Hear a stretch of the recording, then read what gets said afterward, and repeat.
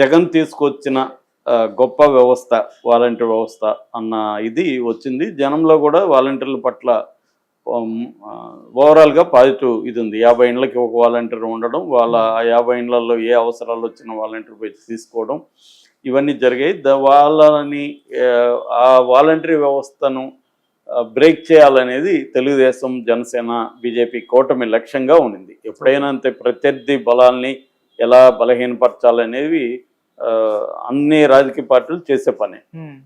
అలాగా జగన్ బలం ఏవైతే ఉన్నాయో బలాలు వాటినన్నింటినీ దెబ్బకొట్టాలనే వ్యూహంలో భాగంగా వాలంటరీ వ్యవస్థను చంద్రబాబు కూడా వీళ్ళు వాలంటీర్లు చేసే పని ఏంది, ఆడవాళ్ళు మగవాళ్ళు లేని టైంలో పోయి తలుపులు తడతారు, వీళ్ళేమో గోను సంచులు మోసే ఉద్యోగమా, ఇలాంటివి ఆయన కామెంట్లు చేసినాడు.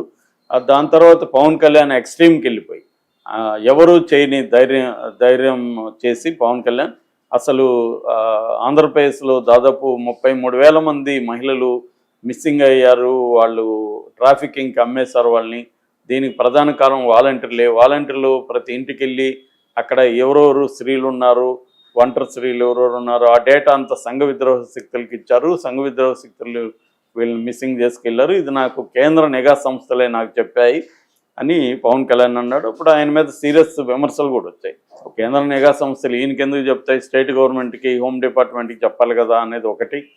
రెండోది ఈయనకి ఒకవేళ వచ్చుంటే ఈయన పోలీసులకి చెప్పాలి తప్ప ఈయన బహిరంగంగా ఎలా మాట్లాడతాడు అనేది ఒకటి. రెండోది ఈయన దగ్గర ఆధారాలు ఏంటి, ఏ స్టేషన్లో ఎక్కడెక్కడ అయ్యారు, అసలు 30,000 మంది అయ్యే ఛాన్స్ ఉందా, మొత్తం డేటా ఏం చెప్తుంది, ఇవన్నీ మిస్సింగ్ వేరు, ట్రాఫికింగ్ వేరు. మిస్సింగ్ అంతా కూడా ట్రాఫికింగ్ కాదు. ఇప్పుడు ఎవరైనా ఒక అమ్మాయి ఇంకొక అబ్బాయితో అఫేర్ పెట్టుకుని లవ్ చేసో పారిపోతే కూడా వాళ్ళ ఫ్యామిలీ వాళ్ళు మిస్సింగ్ అనే కేసు పెడతారు, మళ్ళీ వాళ్ళు వస్తారు, ఈ మిస్సింగ్ కేసు అలాగే ఉండిపోతుంది. కాబట్టి మిస్సింగ్ అన్నీ కూడా ట్రాఫికింగ్ కాదు. ట్రాఫికింగ్ అంటే పిల్లల్ని కానీ మహిళల్ని కానీ తీసుకెళ్ళిపోయి వివిధ రకాల పర్పస్లకు అమ్మేయడం. అందులో ఒకటి బ్రోతలింగ్, దీనికి అమ్మేయడం, ప్రాస్టిట్యూట్స్గా మార్చేయడం, పిల్లల్ని అయితే హోటళ్ళల్లో లేకపోతే మిగతా వాటిలో పని వాళ్ళగానో భిక్షగాళ్ళుగానో మార్చడం, ఇలాగ రకరకాల పద్ధతులు ఈ ట్రాఫికింగ్ అనేది జరుగుతుంది, human trafficking. So Pawan Kalyan అది ఒక తేనె తుట్టెను కదిపినట్టు అయింది. దాంతో రాష్ట్ర వ్యాప్తంగా వాలంటీర్లు విధుల్లోకి వచ్చారు. దాని తర్వాత తమ తప్పు తెలుసుకొని పవన్ కళ్యాణ్ కానీ చంద్రబాబు కానీ మేము అలా అనలేదు ఇలా అనలేదు అని సర్దుకున్నారు. దాని తర్వాత చంద్రబాబు ఇంకా ఒక మాస్టర్ స్ట్రోక్తో మేము జగన్ మీకు అన్యాయం చేస్తున్నాడు, మీ దగ్గర సేవలు తీసుకొని 5,000 ఇస్తున్నాడు, మేము వస్తే 10,000 ఇస్తాము అనేది ఆయన అనౌన్స్ చేశాడు. దాంతో వాలంటీర్లలో మంచిది వచ్చింది. అయితే జగన్ తరఫున కొంతమంది రిజైన్ కూడా, ఒక 90,000 మందికి పైన రిజైన్ కూడా చేశారు. కొంతమందిని జగనే కూడా రిజైన్ చేయించాడని కూడా అంటారు. మేము వస్తే మీకు ఇంకా పర్మనెంట్ చేస్తాం ఏదో చెప్పి.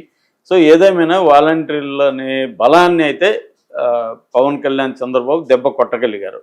అందుకని ఎన్నికల్లో వాలంటీర్ వ్యవస్థ అనేది పనిచేయలేదు. పైగా జగన్ వేరే వ్యవస్థ కూడా జగన్ డెవలప్ చేయలే, వాలంటీర్లనే నమ్ముకొని కూర్చున్నాడు. దాన్ని దెబ్బ కొట్టేశారు వీళ్ళు. జగన్ ఎప్పుడైనా కూడా పార్టీ నిర్మాణాన్ని నమ్ముకొని కార్యకర్తలు నమ్ముకొని ఉంటే కార్యకర్తలు దెబ్బ కొట్టడం అంత ఈజీ కాదు. వాళ్ళు కార్యకర్తలు కాదు, కానీ కార్యకర్తలు అన్నట్టుగా కూడా వీళ్ళు ప్రచారం చేశారు. నిజమైన వైసీపీ కార్యకర్తలకేమో అన్యాయం జరిగింది. ఎందుకంటే వాళ్ళ రోలు గ్రామాల్లో తీసేశారు కాబట్టి వాళ్ళ కంట్రోల్ పోయింది. కంట్రోల్ ఉన్నది ఎవరు, వాలంటీర్లనేమో ఈయన దెబ్బ కొట్టగలిగారు చంద్రబాబు, పవన్ కళ్యాణ్. దాంతో వాలంటీర్ వ్యవస్థ జగన్కి ఉపయోగపడలేదు. పోనీ ఆ తర్వాత అన్న చంద్రబాబు ఈ విషయంలో మాట నిలుపుకున్నా అంటే ఇప్పటికి 6 నెలలు అయిపోయింది. ఇప్పటి వరకు వాలంటీర్లకి తను ఇస్తానన్న 10,000 ఇవ్వలేదు, జగన్ ఇచ్చిన 5,000 లేదు, అసలు వాళ్ళకి ఉద్యోగాలే లేవు. అంటే అసలు మీరు లీగల్గా మిమ్మల్ని ఆల్రెడీ జగనే రద్దు చేసిస్తాడు. అది ఒప్పందం 1990 నుంచి 2024 వరకే ఉండింది, అయిపోయింది అక్కడ. సో మిమ్మల్ని మళ్ళీ నేను తీసుకోలేననేది వీళ్ళు ఫస్ట్ నాంచారు, ఫస్ట్ ఏవో చెప్పారు, మెల్లమెల్లగా చేతులు ఎత్తేస్తారు. ఇప్పుడు వాలంటీర్లు రాష్ట్ర వ్యాప్తంగా ఆందోళన చేస్తున్నారు, ఆవేదన వ్యక్తం చేస్తున్నారు, మేము మోసపోయాము అని చెప్తున్నారు. కానీ వాళ్ళకైతే చంద్రబాబు ఇచ్చే పరిస్థితులు, ఆల్రెడీ పెన్షన్ 6 నెలల్లో వాలంటీర్ లేకుండా పెన్షన్ ఇవ్వచ్చు అనేది సచివాలయ ఉద్యోగుల్ని పెట్టుకొని చేసేసుకున్నారు. ఇప్పుడు ఇంకా వాలంటీర్ల అవసరం లేదు అనేది తేలిపోయింది. ప్రజలు కూడా ఇంకా అలవాటైపోతే ప్రజలు ఎవరినైనా మర్చిపోతారు కదా, అలాగా మర్చిపోయారు.